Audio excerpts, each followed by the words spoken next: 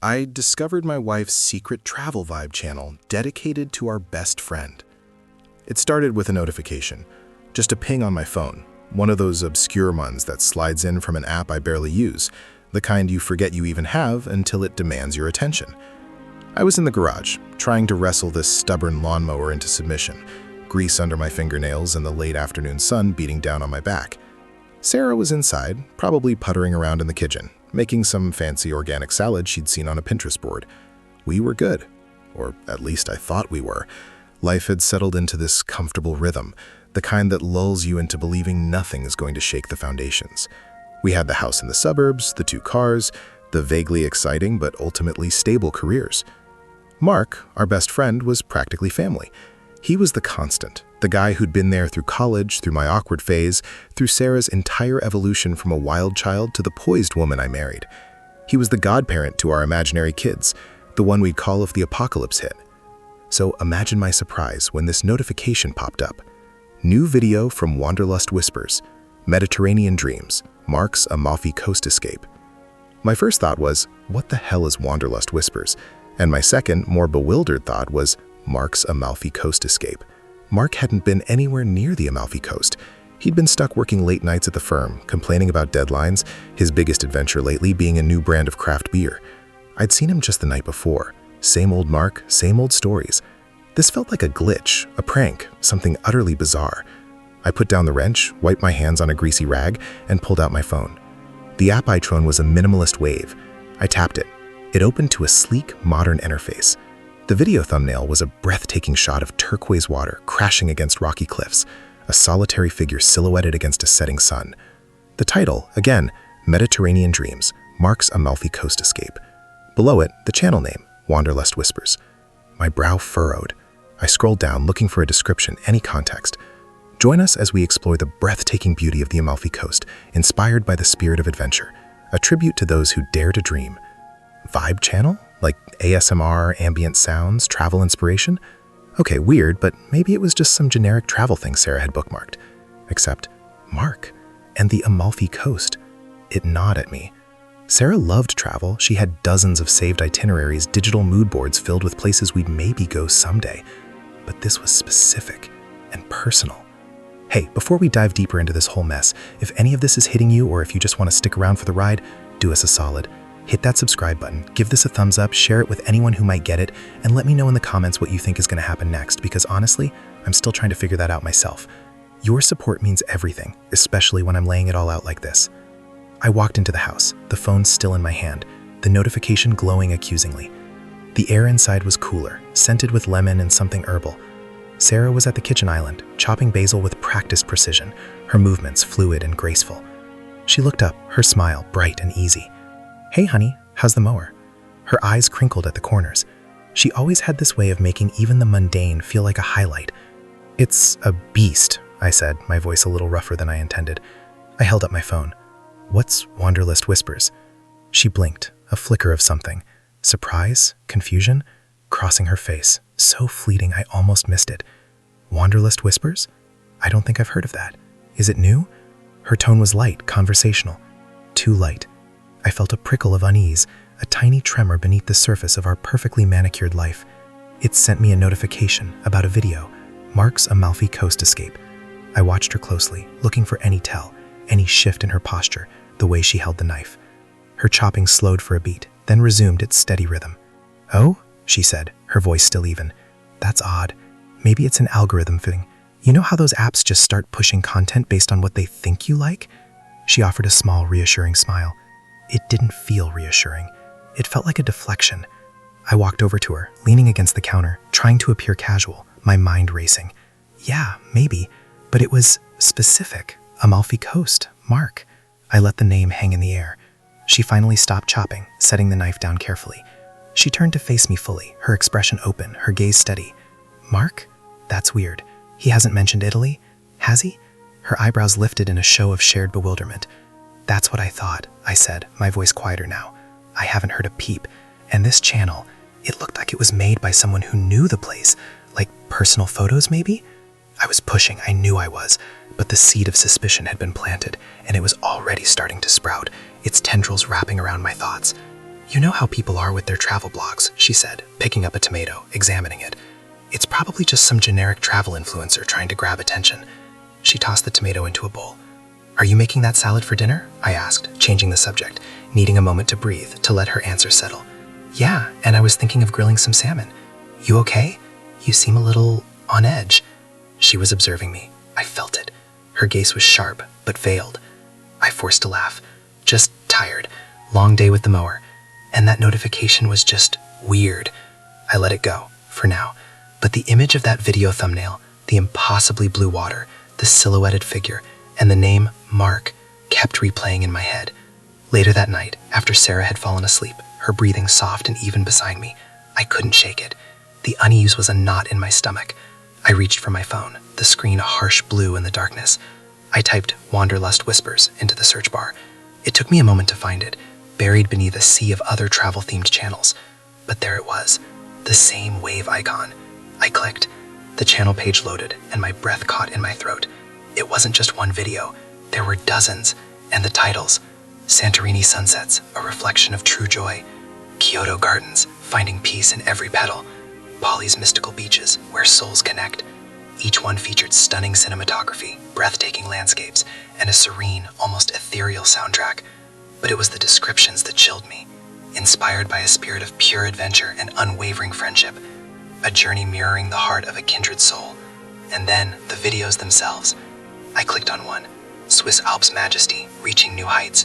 It opened to a panoramic view of snow-capped mountains, a lone skier carving down a pristine slope.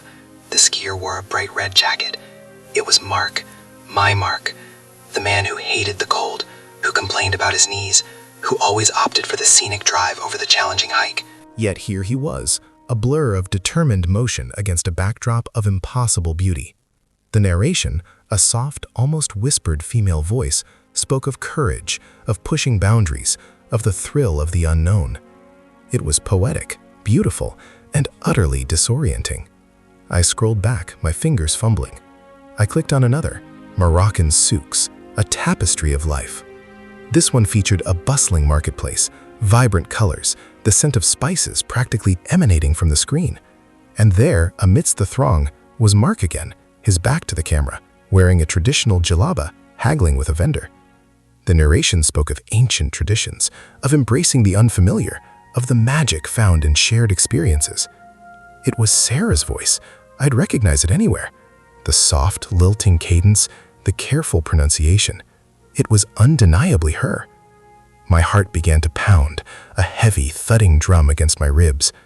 I went back to the Amalfi Coast video, the one that had started this whole thing. I watched it again. The lone figure on the cliff, the wind whipping around him, and then a brief shot, just a fraction of a second, as the sun dipped below the horizon, illuminating his face. It was Mark. He looked happy, truly, unreservedly happy, a happiness I hadn't seen on his face in years, not since before the divorce from his first wife, before the relentless grind of his career had begun to wear him down. I spent hours that night, clicking from video to video, a voyeur in my own life, watching my wife create these elaborate, secret narratives about our best friend. It wasn't just about travel, it was about Mark. Each video was a love letter disguised as an adventure.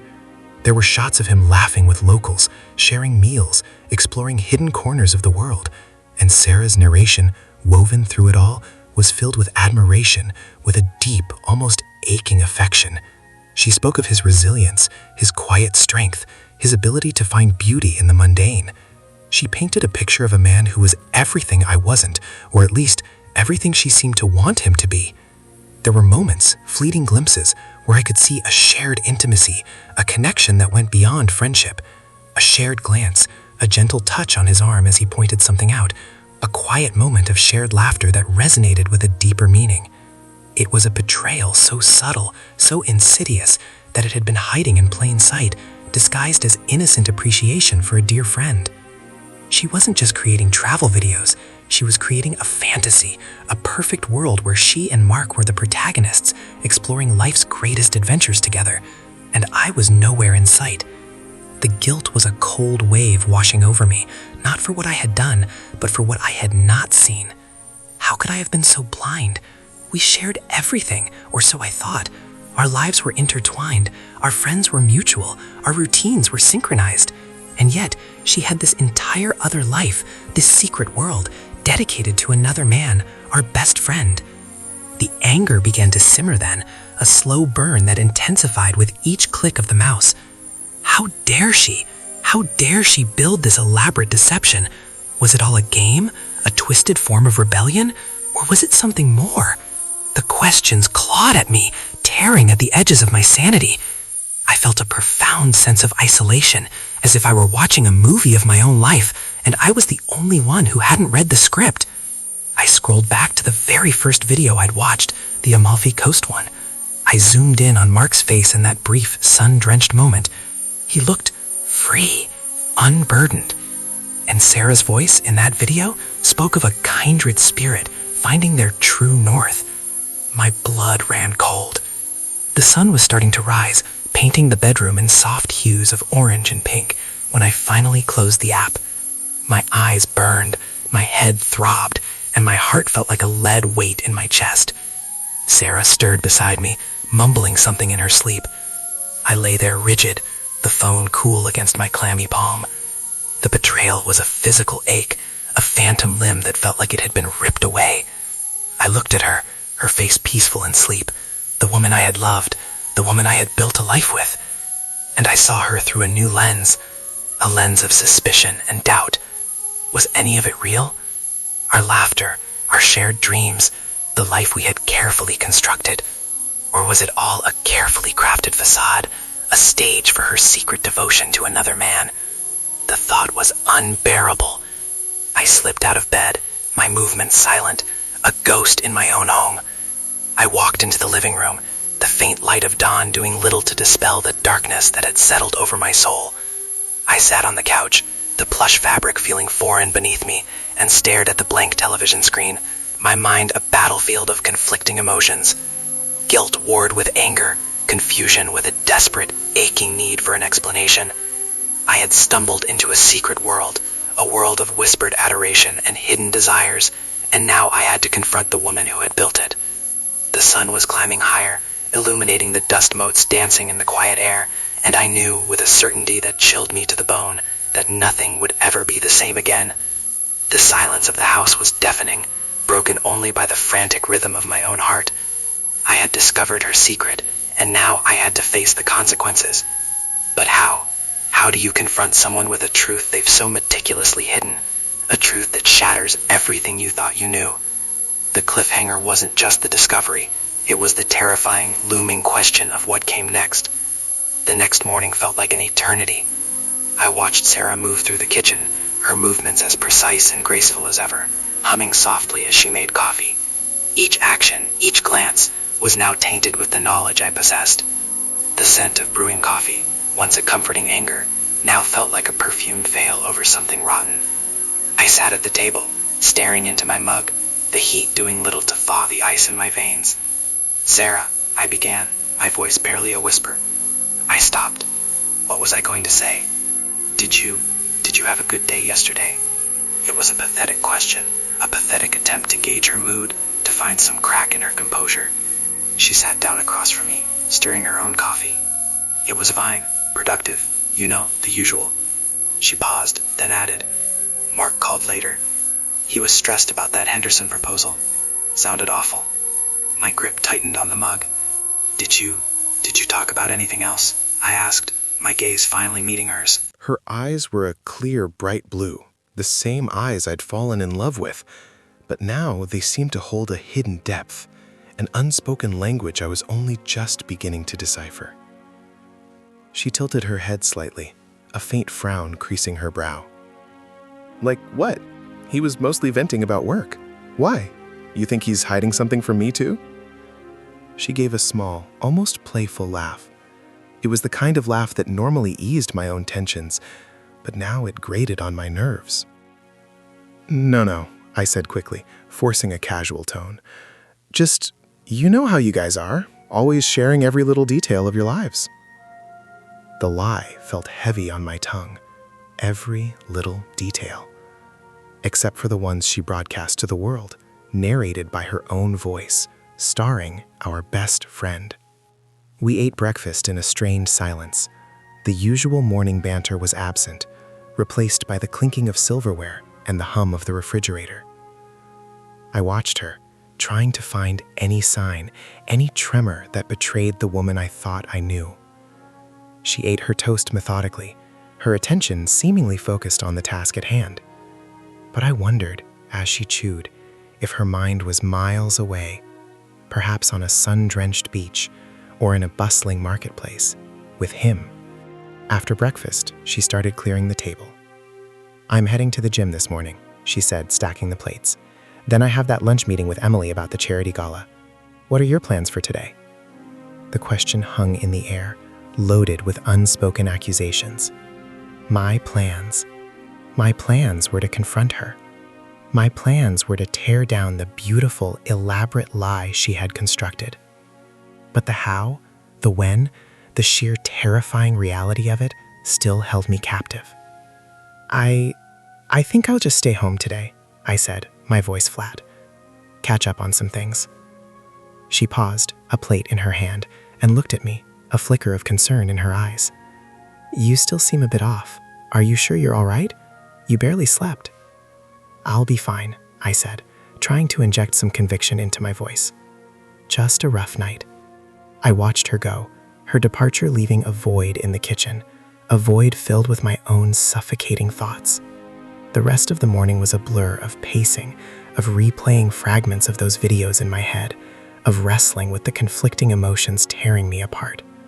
Guilt for my own ignorance, anger at her deception, and a deep, gnawing sadness for the loss of the trust that had been the bedrock of our marriage. I kept picturing Mark. He was oblivious, wasn't he?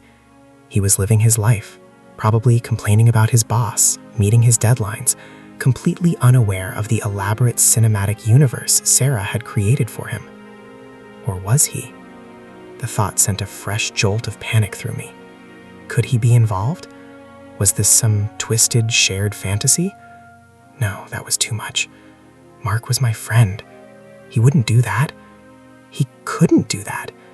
He was as much a victim of this as I was, a pawn in Sarah's grand production.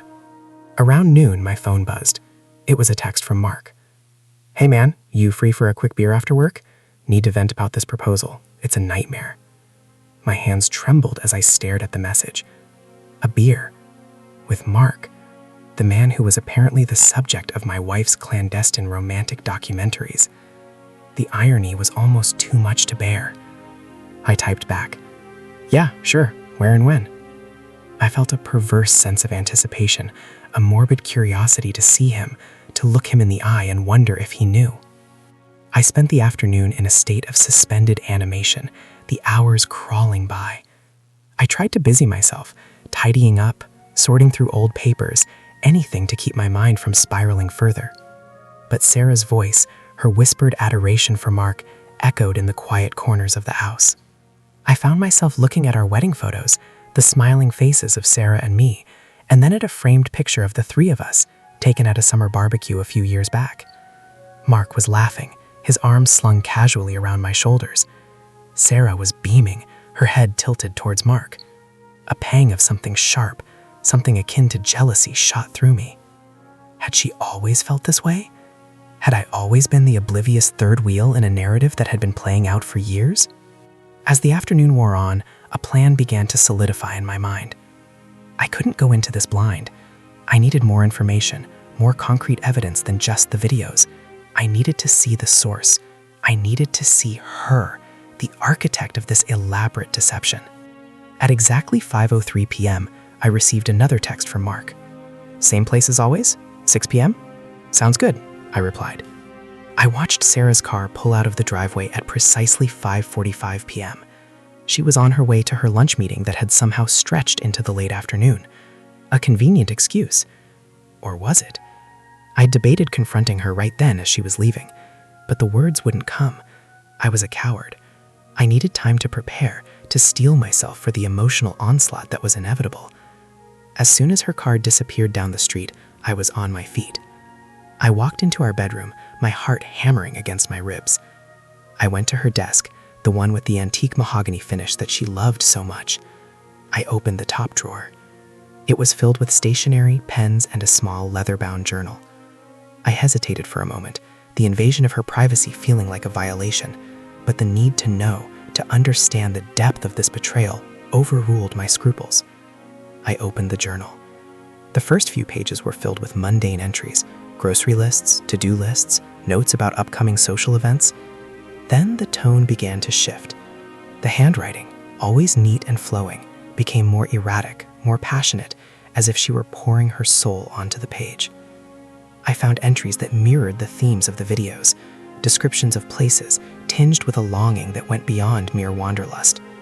And then, his name, Mark. "He has a way of seeing the world, doesn't he?"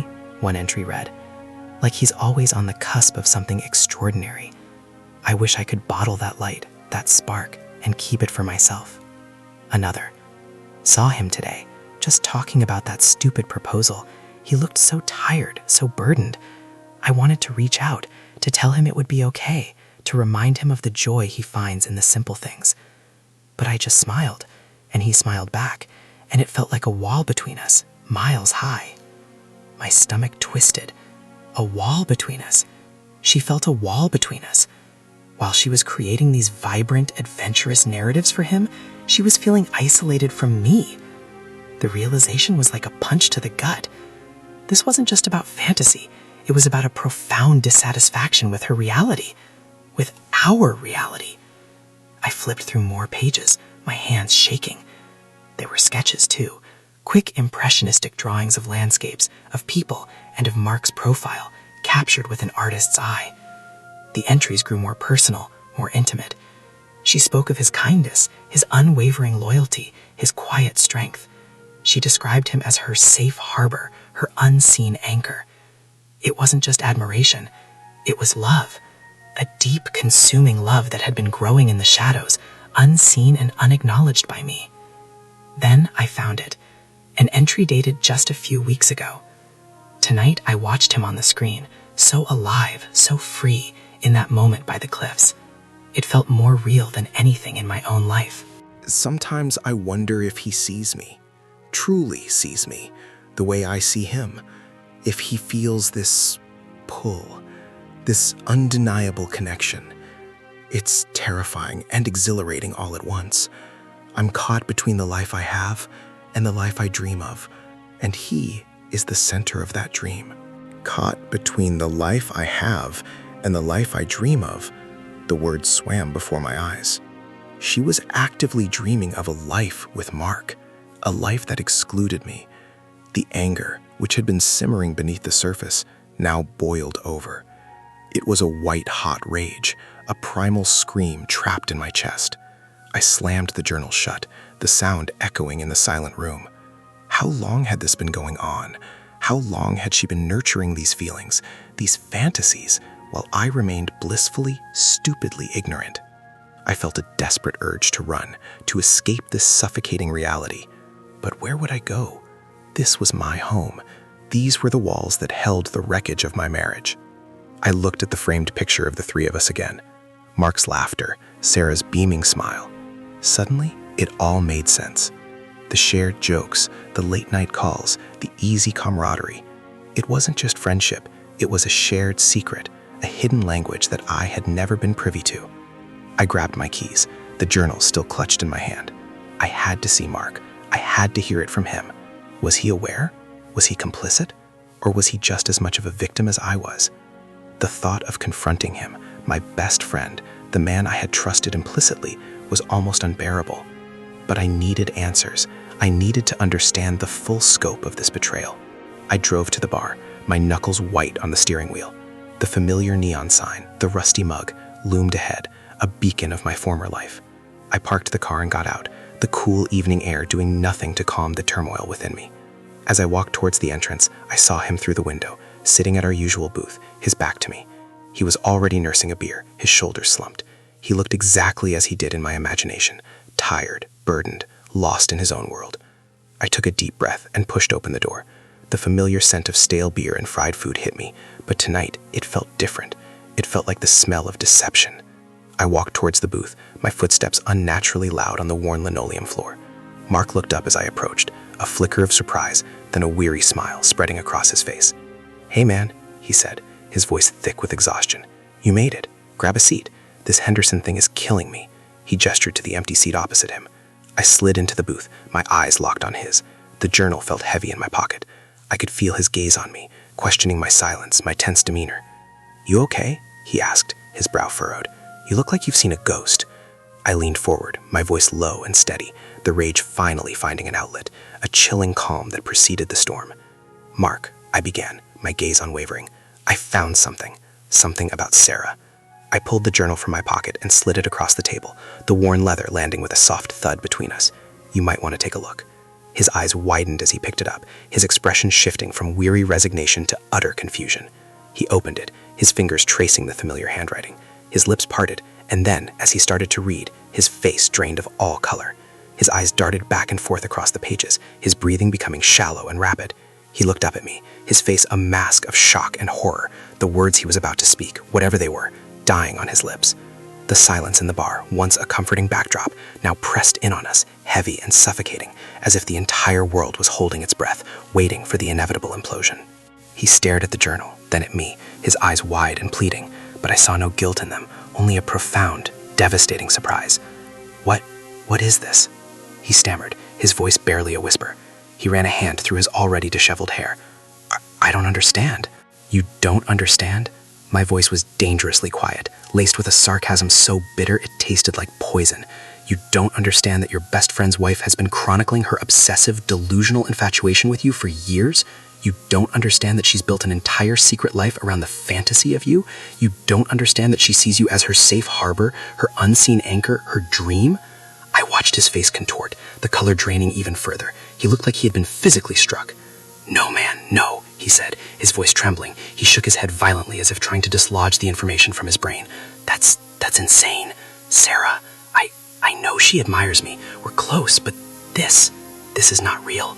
He was desperately trying to push it away, to categorize it as some kind of elaborate prank, but the look on his face told a different story. The shock was too genuine, the horror too deep.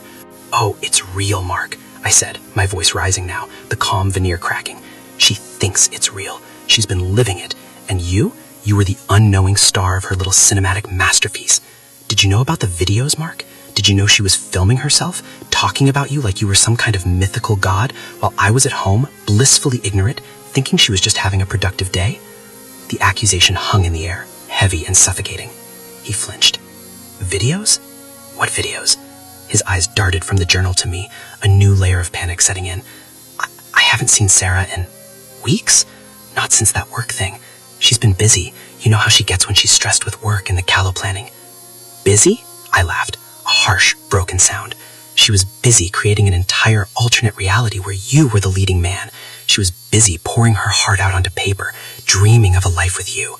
And you were just Mark, the workaholic friend, complaining about proposals, completely oblivious to the fact that you were the object of her obsessive desire. Or were you, Mark?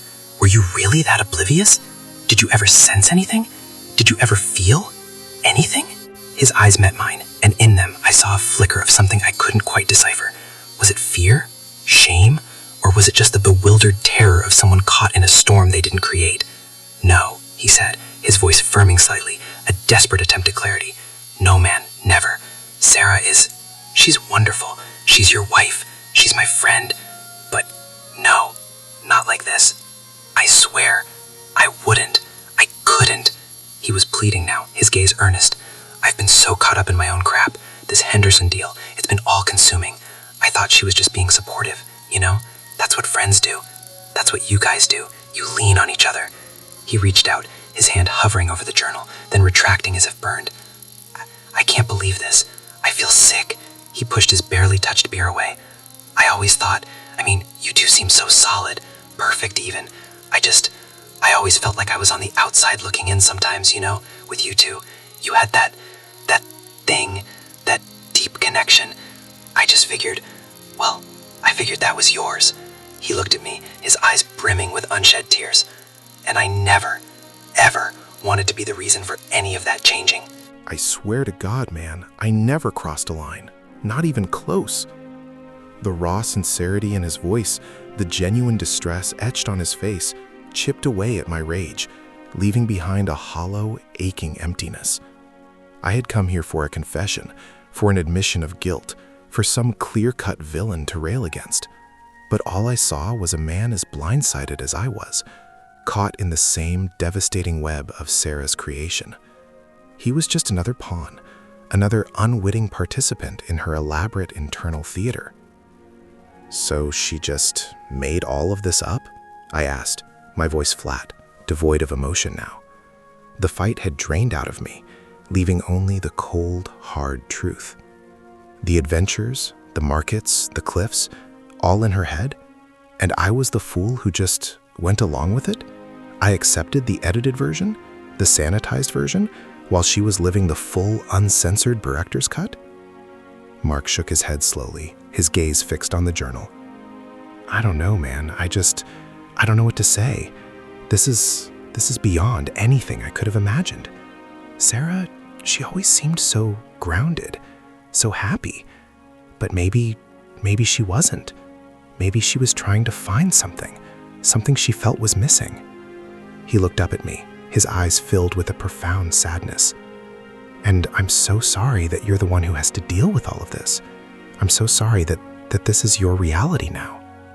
The words echoed in the sudden silence. My reality.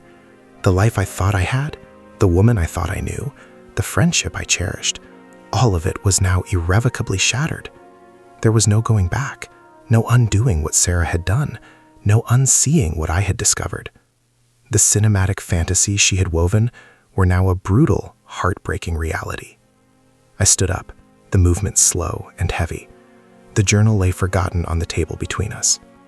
"I need to go," I said, my voice rough. I couldn't stay here, couldn't breathe the same air as him, not right now. The betrayal was too immense, the hurt too raw. It wasn't just Sarah, it was Mark too, my friend, the man I had confided in, laughed with, depended on. How could he not have known? How could he not have seen the signs, even the subtlest of them? Or had he simply chosen not to? Had he, in his own way, benefited from her quiet devotion, her admiration, without ever acknowledging its true depth, its dangerous potential? He stood up too, his face etched with a pain that mirrored my own. Where are you going?" "I don't know," I admitted, the honesty a small, bitter comfort. "Home, I guess. To face it. To face her." The thought of seeing Sarah, of looking into her eyes and seeing the architect of my pain, sent a fresh wave of nausea through me. I want to help, man," he said, his voice earnest. "Whatever you need, just tell me." I looked at him, at the genuine distress in his eyes, and for a fleeting moment, I saw the friend I had known for years.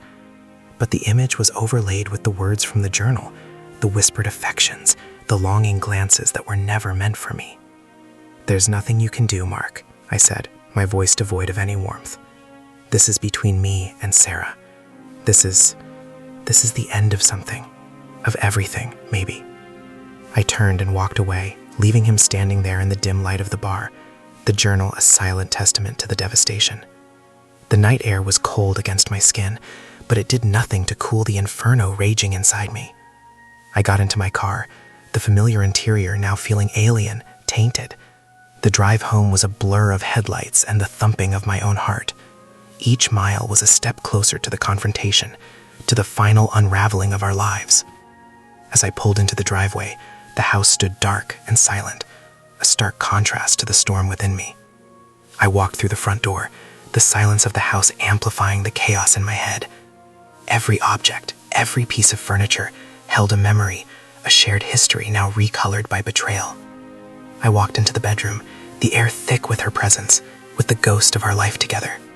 She was asleep, her face serene, innocent. It was the face of the woman I had loved, the woman I had built a life with. But I knew now that beneath that calm exterior lay a tempest, a secret world of longing and fantasy. I stood there for a long time, watching her breathe, the conflict tearing me apart. Anger warred with a deep, profound sadness. The love I felt for her was still there, a stubborn ember refusing to be extinguished, but it was choked by the suffocating blanket of her deception. When she stirred, her eyes flared open, a soft smile gracing her lips. "You're back," she murmured, her voice husky with sleep. She reached out a hand towards me. "Everything okay?" I couldn't meet her gaze. I couldn't pretend. The facade had crumbled and there was no rebuilding it. "No, Sarah," I said, my voice barely above a whisper. "Everything is not okay." Her smile faded. She sat up, a flicker of unease crossing her face. What happened? You're home so late." I took a deep breath, the air feeling heavy, charged. I couldn't do this gently. I couldn't soften the blow. The truth, brutal and unflinching, was the only path forward. "I read your journal, Sarah." Her eyes widened, a gasp escaping her lips. Her face drained of color, the serenity vanishing as if a light had been switched off. She looked stunned, terrified. "What? No, you didn't." "I did," I said, my voice steady, though my hands were trembling. "And I saw the videos, all of them. I know about Mark. I know about your fantasies." The silence that followed was deafening, broken only by the frantic beating of my own heart. She opened her mouth to speak, to deny, to explain, but no words came out. Her eyes were wide with a panicked realization, the carefully constructed walls of her secret life crumbling around her. How long?" I asked, the question hanging in the air, a plea for some semblance of understanding, of explanation. "How long have you been living this life, Sarah? The life where I'm just the background character and Mark is the star." Tears welled up in her eyes, spilling down her cheeks. She shook her head, a silent, broken gesture. It wasn't like that," she finally choked out, her voice a ragged whisper. "It started so small, just an admiration. And then the videos. I was just exploring, trying to understand things about myself, about what was missing." "Missing?" I repeated, the word laced with a bitterness that was almost unbearable. "What was missing, Sarah? Tell me." Because from where I was standing, it looked like we had everything. A good life, a beautiful home, a future we were building together. "It wasn't you," she sobbed, her voice cracking. "It was me. I felt like I was disappearing, like I was just going through the motions. And then I found that spark in him, that way he looked at things. It was like seeing the world for the first time, and I wanted to capture that. I wanted to hold on to it. And then it grew. It grew into a deception, Sarah," I said, my voice hardening. "It grew into a betrayal of the deepest kind. You looked at me, you slept next to me, you built a life with me, all while your heart was with him. You let me believe in us, in our love, while you were dreaming of a life with someone else." She reached out for me again, her hand trembling. "I never meant to hurt you. I love you. I do." This was just a complicated mess. I was lost. But the words felt hollow, like echoes from a life that no longer existed. The woman I loved was still here, physically.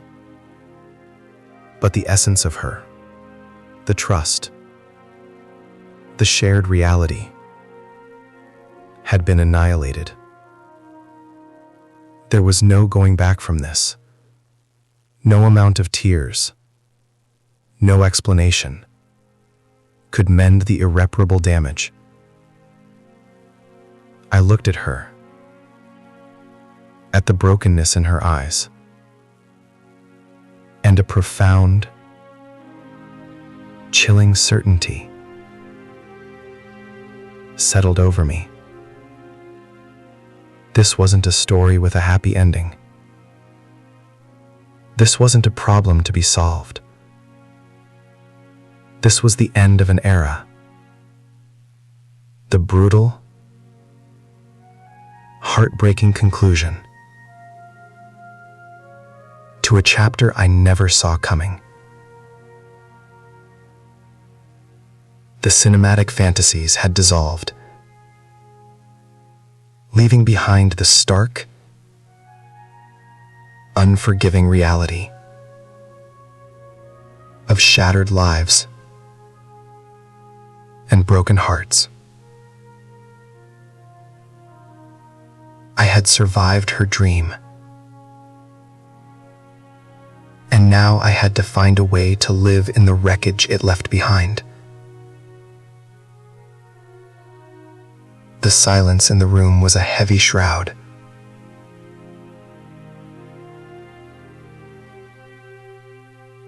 The end of everything.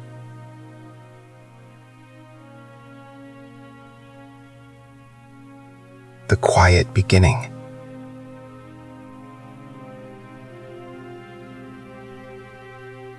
Of a profound,